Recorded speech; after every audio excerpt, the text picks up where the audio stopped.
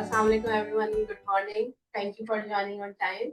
It's pleasure of mine to introduce my ACCU team and who is going to start the journey. In this session, the team is going to share the reflection of the PAC3. The PAC3 is a registry, the Pediatric Acute Cardiology Collaborative. It's an international registry that brings together centers caring for children with acute cardiac condition. It focuses on structured data benchmarking and shared learning to advance outcomes in acute cardiac care. The team recently attended the PAC3 Fall Conference, which provided valuable insights into how leading centers use data, standardized pathway, and quality improvement framework to guide daily clinical practices.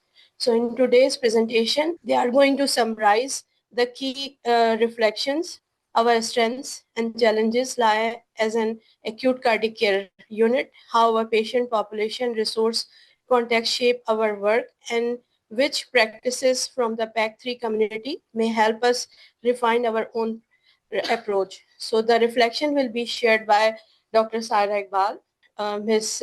Tahira Gill, Mr. Aman Goto, and Ms. Nusrat Akbar.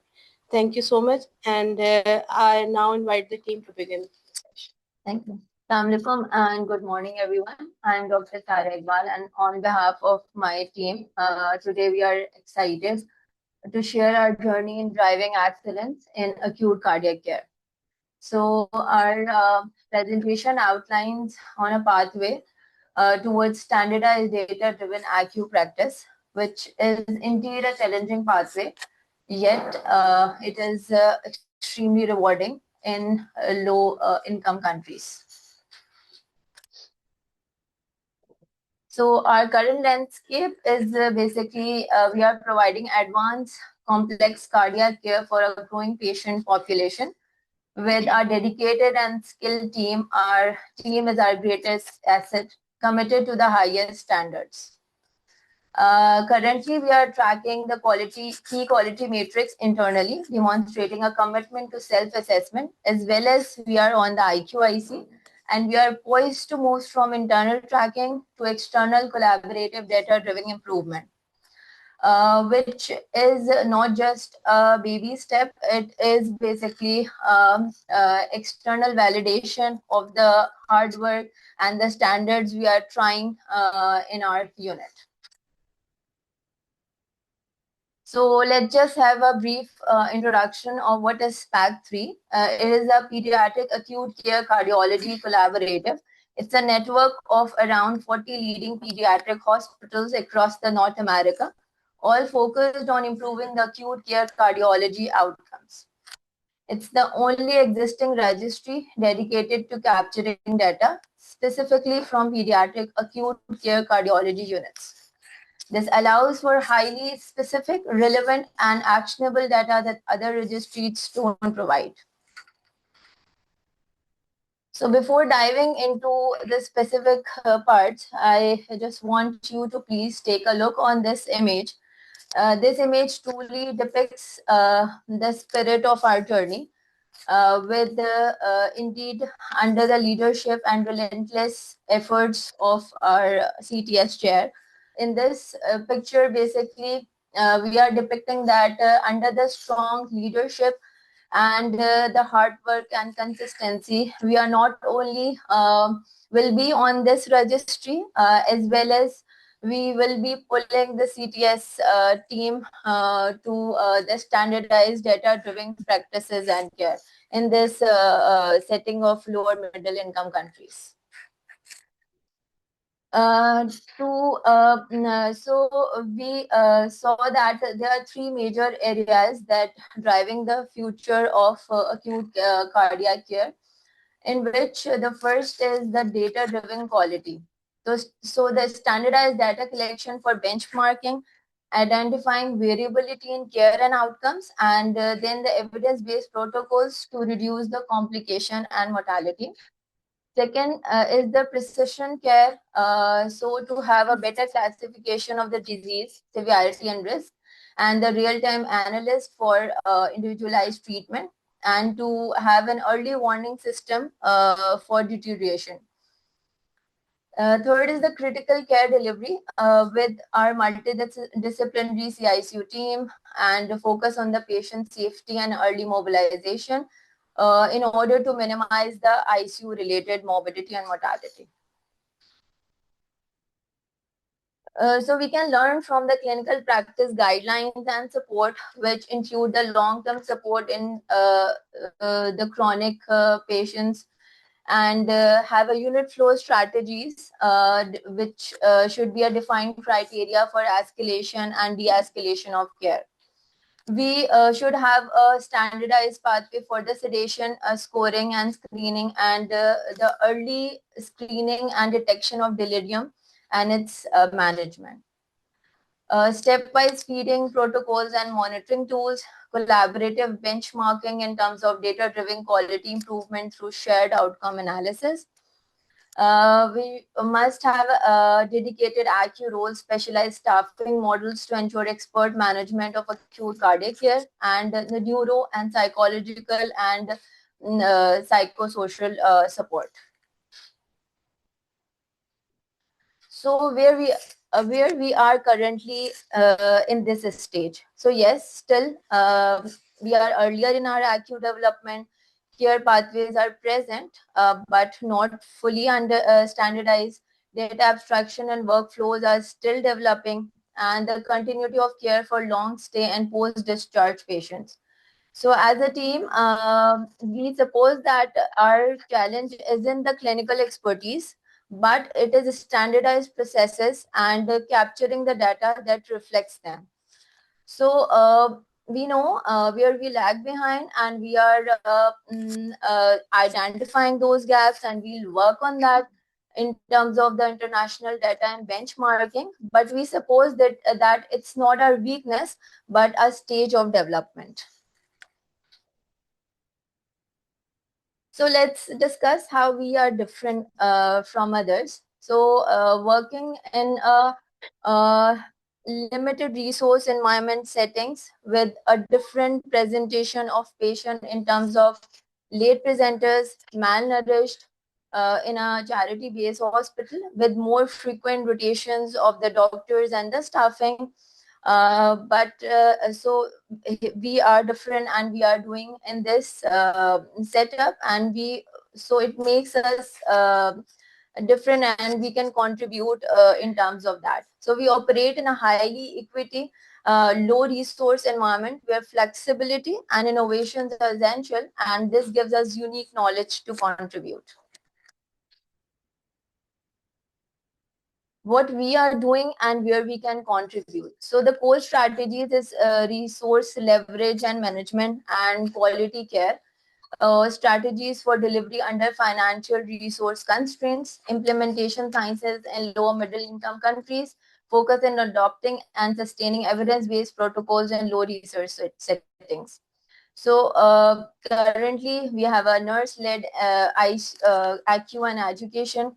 There's a wound care clinic, which is led by our nurses, and there's a focus point of care ultrasound on the bedside for the diagnostics, and there's a patient and family engagement in the form of our discharge, the education being given to them.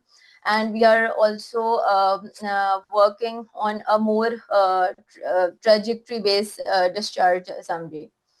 We have PDSA cycles for practical approach when staffing varies, and in this regards, we are doing some, the QIs are in the pipeline in terms of the readmissions, and also the reintubations, and the on-table extubation and conventional extubation. We have weekly MDT meetings for the case selection and workflow. There's interdisciplinary alignment, streamlined pathways, and prevention identification for the bottlenecks, which we'll face in the coming weeks, so we can discuss on that. So daily rounds with the whole division, including the intensivist, the cardiologist, and the cardiothoracic surgeon, along with the nutrition and other people. The teleclinics, which are ongoing by the nutritional department specifically. So these are the points we can concentrate and we can contribute, and to have a deeper look on the internal matrix that we are having, and I would like Tahira to please add on in the IQIC and later on the data.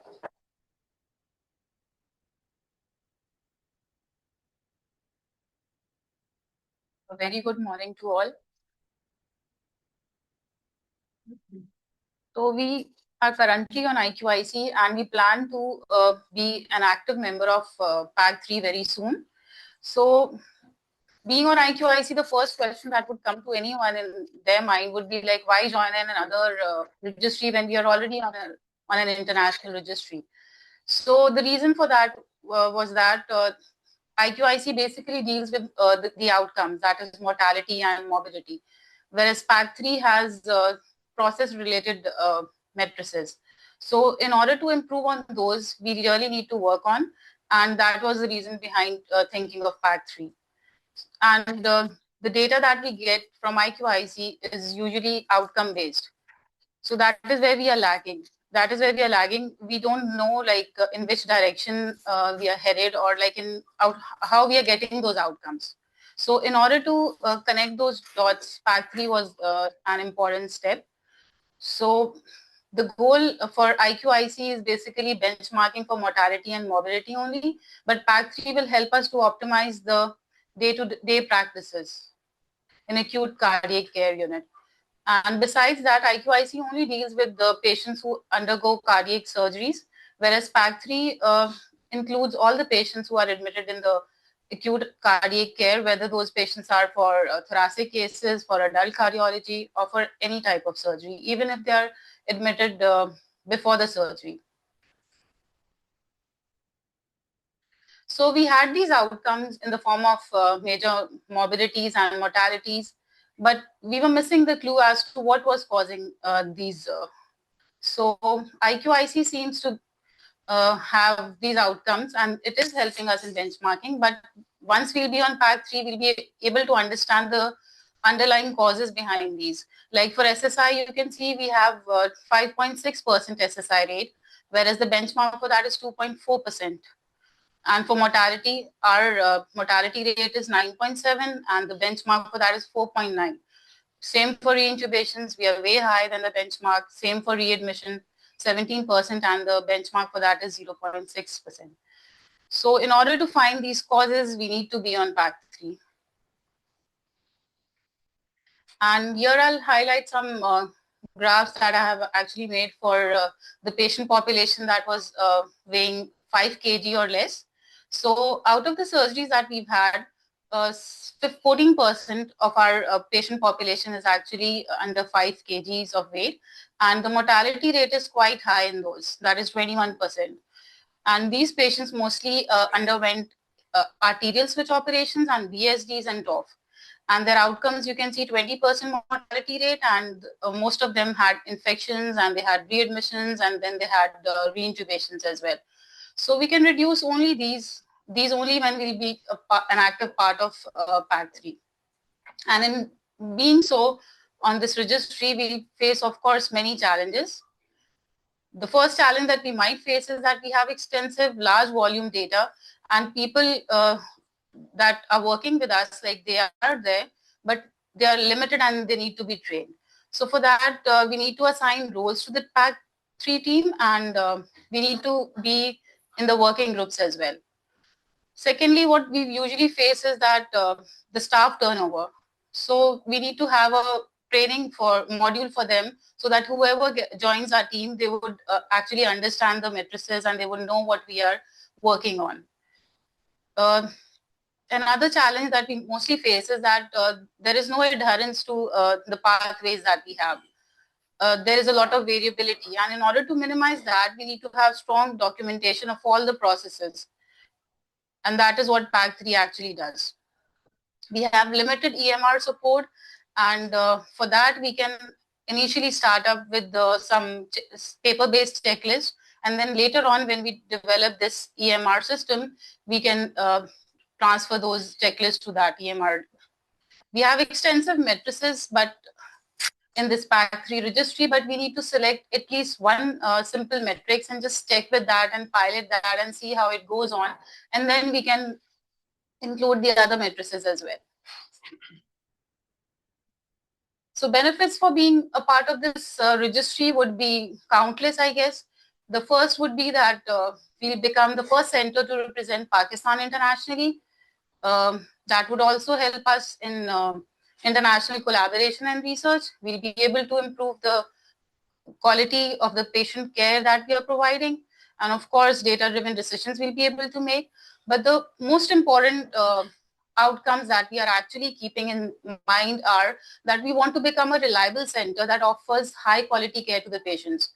Although they're coming to us as we are in a center that doesn't cashless counter, like there's no counter where they need to pay, but still we want to become a reliable center that offers high quality care. And then we are also working on becoming the world-class neonatal center. The earlier we'll diagnose these patients, the timely intervention we can have. And through this registry, we also aim to reduce the readmission rate. And finally, we'll also become a specialized valve repair and replacement center. The best thing about this registry that I found after attending that 2 days workshop was that this registry is going to give us real-time data visualization, because they actually work on a SQL-based query system that is actually a software that uses structured query language, that is a programming language, and with that we can actually upload, update, and retrieve data and use it whenever we need. So that is the best part of which I think IQIC has it, but that is not in the form of live data visualization. So the ultimate purpose that we want to fulfill is that we want to contribute meaningfully to this PAC3 registry so that we can prove and set an example for other limited resource settings that this should not become a weakness, but we should use that same environment and take it as a learning opportunity where we can actually gain a lot of experience. Now I would like to ask Amanullah to share the implementation process that he has actually made for PAC3 registry. Thank you. Thank you.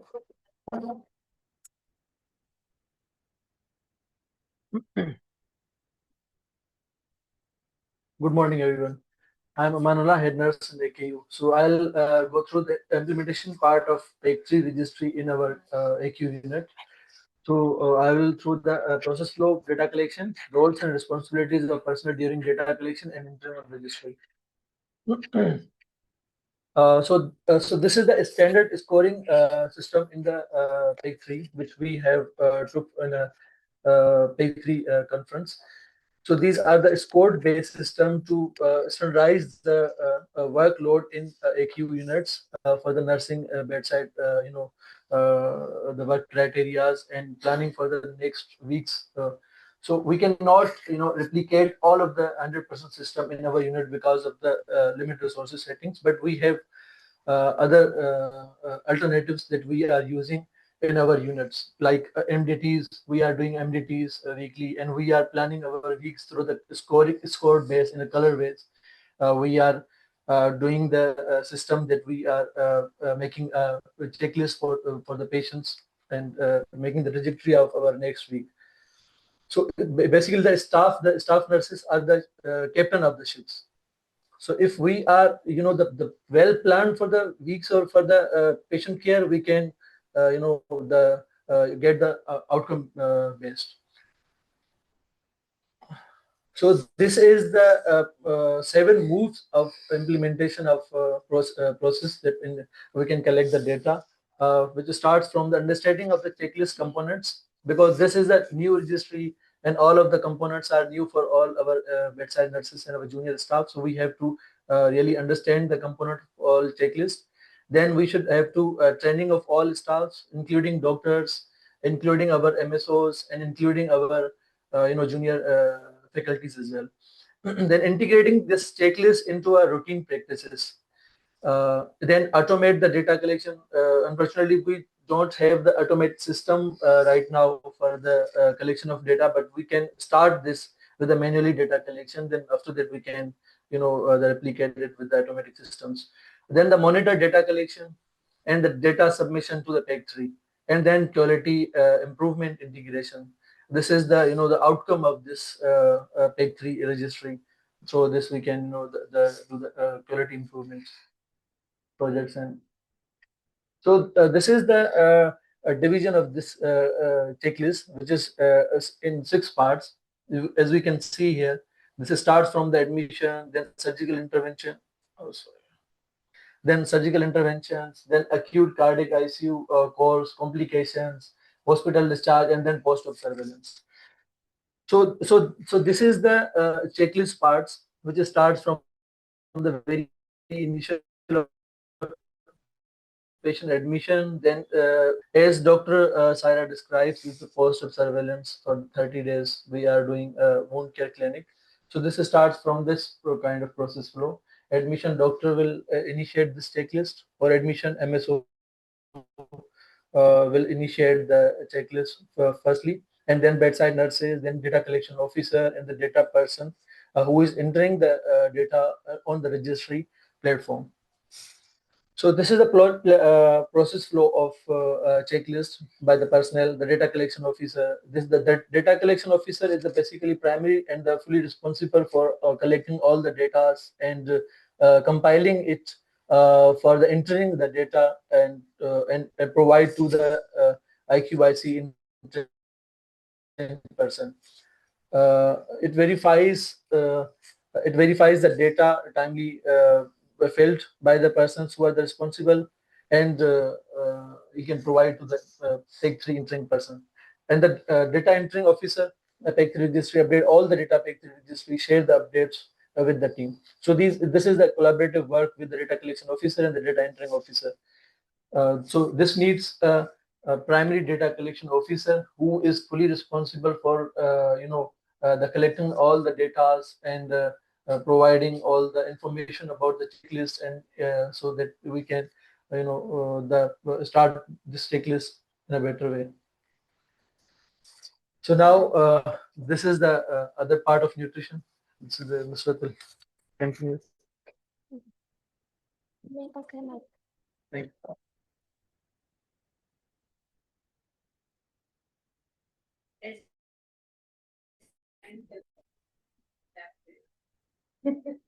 Very nice. अस्सलामुअलैकुम। अच्छा, okay, बाकी सब factory का already they have discussed. So I will start with how we are different from the Western population. So basically, we are dealing with the age group mostly lying in 1 to 2 years of age. That is 42% of our population is in this age group, and it defines the type of surgery too, and then the resources we have to take for all this. And although we are moving for this PEG-3 registry, but alongside we have to build our own data set too. And by that data set, we can show them that we are different. Like I've shown this child in a house, no one told us, okay, you should not do this or you should do this. We set our houses according to our needs and according to our problems. So about more than 50% of the world countries are living in middle or low middle income countries. So how can other half of the world decide for us according to our needs? And because most of the population is living in, they are poor too, about 62% population is poor living in these countries. So they have the problem of malnutrition. And this is our own divisional data, which is showing that the low weight for age, about 50% of the children, or if I count both moderate and severe malnutrition, that it will increase then more than 50%. So both mortality and increased ICU length of stay are related to malnutrition, and this is in very much alignment with the recent 2024 published data of IQIC registry on 11,000 children. This may almost same patterns they can. So it's very important to address this to decrease the morbidity and mortality in our surgical population. So if I, from nutrition point of view, if I discuss what I have seen, that in pack 3 they are covering anthropometry, and they are taking data at the encounter, that when the child is getting admitted, and at the counter and at like discharge. And these are some key parameters they are capturing, but we are capturing more than this. Like we are also seeing the calorie requirement and calorie like provision and protein intake, and in some cases multivitamins too. And they are because in the population they have a different population, like neonates, they are doing more neonates, so and the surgeries are also more complex. So their length of stay is also increased, and their type of resources they want, they are also different. Like we have further I will discuss in what sort of researches they are doing. But in our population, there is more enteral feeding tube is in pre-op population. That is 19 children. And I have not given in percentage because I don't know about the pre-op total population. And these are children who are only referred to me. It may be more. And the post-op children up till now, there are only 7 post-op NGs feeding tubes, and that is also for hardly 1-2 days, or people die early. And the gastrostomy and NG feeding is for only ICU stay, not for discharge. And the post-op patients I refer to speech therapists specifically are only 4. And same we can see the chylothorax is about 3.6%, and we have zero diagnosed neck case in our one we had, but it's referred from ACCU. So it's not from in-house. So it's totally different. And if I talk about the resources from my point of view, although this is a free care hospital, but in terms of nutrition, alhamdulillah, I have no issue of resources as such.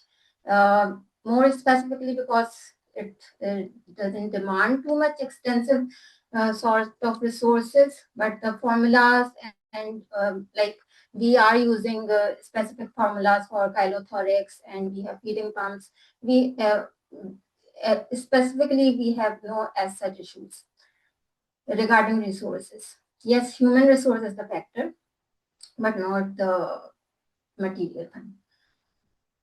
Okay, then these are some of the researches and QI projects which were discussed in that PAC 3 conference, and it put me in sort of some depression because not that depression, like I get motivated too, because they mentioned a study, and this study